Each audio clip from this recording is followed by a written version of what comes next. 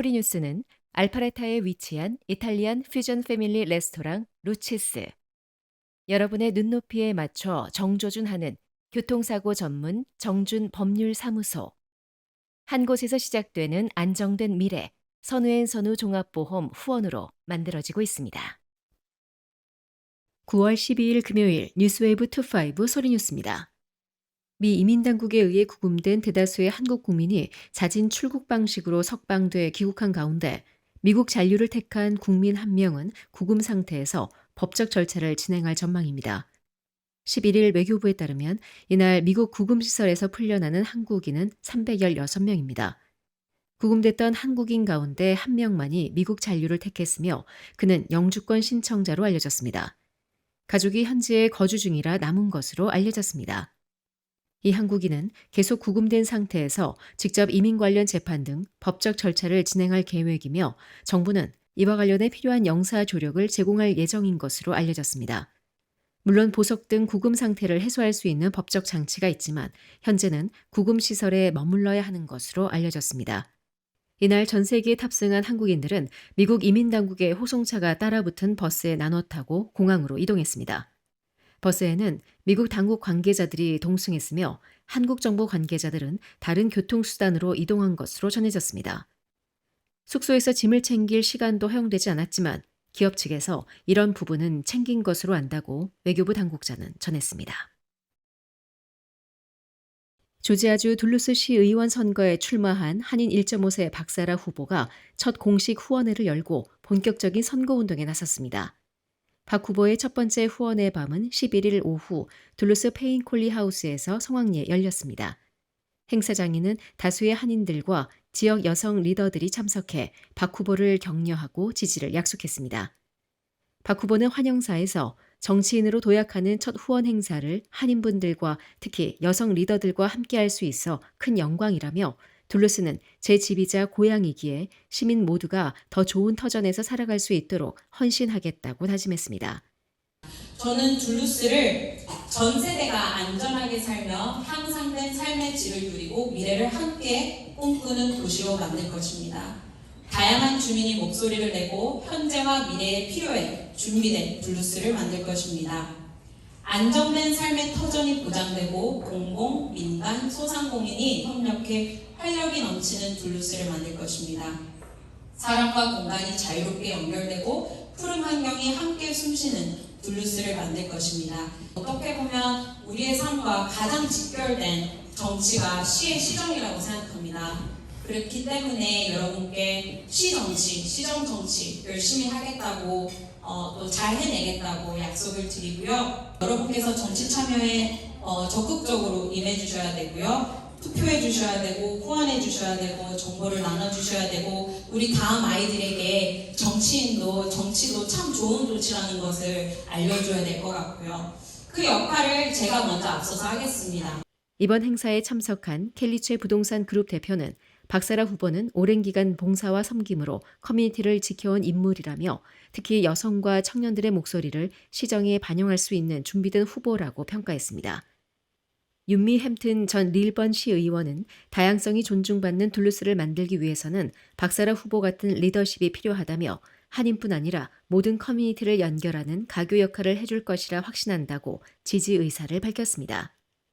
또한 박선근 한미우호협회장은 한인 1.5세 지도자가 주류 정치에 도전하는 것은 우리 공동체의 큰 자산이라며 박사라 후보의 도전은 한인 사회의 위상을 높이고 다음 세대에 새로운 길을 열어줄 것이라고 강조했습니다. 이번 첫 후원회를 시작으로 박 후보는 12일에는 청년층을 대상으로 한 후원의 밤, 16일에는 한인 사회를 대상으로 한 후원의 밤을 연이어 개최하며 지지 기반을 확장할 계획입니다. 한편 유권자 등록 마감일은 10월 6일이며 사전 투표는 10월 14일부터 31일까지 둘루스 시청에서 진행됩니다. 박 후보는 이번 선거는 단순히 한 사람의 승리가 아니라 커뮤니티 전체의 도약이라며 한 표 한 표가 모여 더 큰 변화를 이끌어낼 것이라고 지지를 호소했습니다. 오는 11월 4일 치러지는 둘루스 시의원 선거를 앞두고 박 후보는 최대 5천 가구 방문을 목표로 한 가가호호 캠페인에도 박차를 가하고 있습니다. 도널드 트럼프 대통령이 11일 미국 프로야구 메이저리그 뉴욕 양키스의 홈 경기를 관람했습니다. 2001년에 발생한 9.11 테러 24주년과 관련한 행보였지만 일부 관중들은 트럼프 대통령을 향해 야유를 보냈다고 AP통신이 보도했습니다. 트럼프 대통령이 이날 양키 스타디움을 방문한다는 사실은 사전에 공개됐지만 경기장에서 공식적으로 그의 관람 사실을 발표한 것은 2회 초였습니다. 미국 대통령 전용 공식 입장곡인 대통령 찬가가 연주됐고 경기장의 대형 스크린에 트럼프 대통령의 모습이 비춰졌습니다. 미소를 지으면서 관중을 향해 주먹을 흔드는 트럼프 대통령을 향해 처음에는 야유가 터져 나왔지만 곧 환호 소리에 파묻혔습니다. 국가 재창 시간에 트럼프 대통령의 모습이 대형 스크린에 비춰졌을 때도 일부 관중들은 야유를 보냈습니다.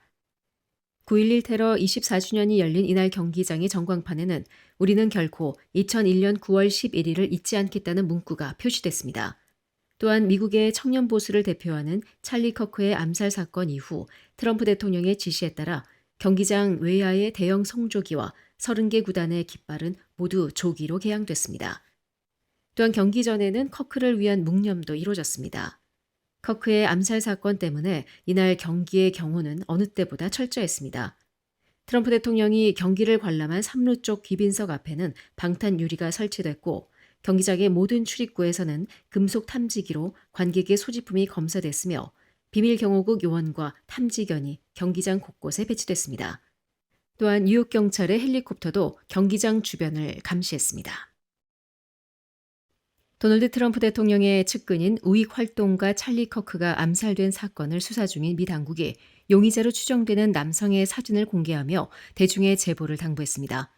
미 연방수사국 솔트레이크 지부는 11일 X 계정에 2장의 사진을 올리고 용의자로 추정되는 인물을 식별하는 데 도움이 될 만한 정보를 요청한다고 밝혔습니다. 이 사진 속의 남성은 검은색 긴 소매 티셔츠에 검은색 모자, 선글라스를 착용한 모습입니다.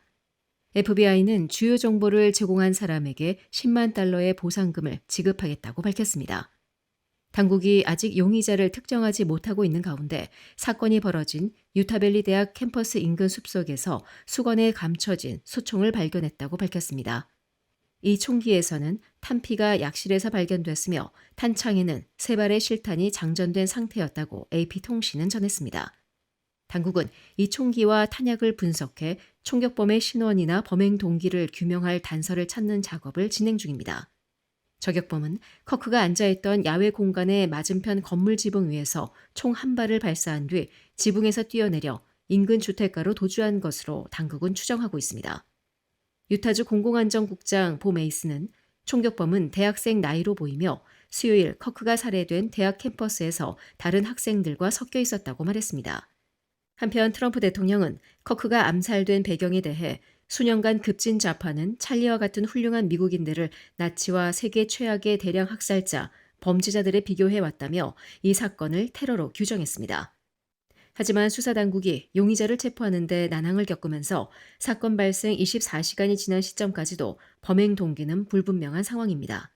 다만 월스트리트 저널은 수사기관 소식통을 인용해 당국이 발견한 소총 내 탄약에 트랜스젠더, 반파시스트 이념을 표현하는 문구가 새겨져 있었다고 전했습니다. 미국에서 커피 소매 가격이 급등세를 보이고 있습니다. 브라질 등 주요 커피 산지의 작황이 부진한 데다 관세 폭탄까지 겹치면서입니다. 미 노동부 노동통계국이 11일 발표한 8월 소비자 물가 지수에 따르면 커피 가격은 전월 동월 대비 21% 올랐습니다. 이는 1997년 이후 가장 가파른 상승세라고 파이낸셜 타임스는 보도했습니다.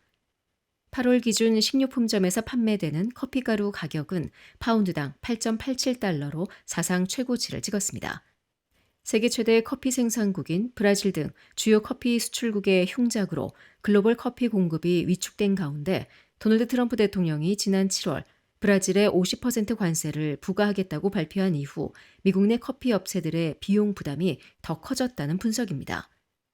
해운 데이터 업체 비지온에 따르면 브라질에서 미국으로 들어오는 커피 물량은 올해 들어 절반 수준으로 줄었으며 특히 8월에는 전년 동월 대비 75% 이상 급감했습니다. 또 베트남, 콜롬비아 등 다른 주요 커피 생산국의 수입 물량도 부족분을 메우지 못한 것으로 나타났습니다. 또한 커피 선물 가격은 기후변화에 따른 브라질, 베트남 주요 산지 작황 부진으로 이미 오름세를 이어가고 있습니다. 지금까지 9월 12일 금요일 소리뉴스였습니다. 행복한 주말 보내십시오. 고맙습니다.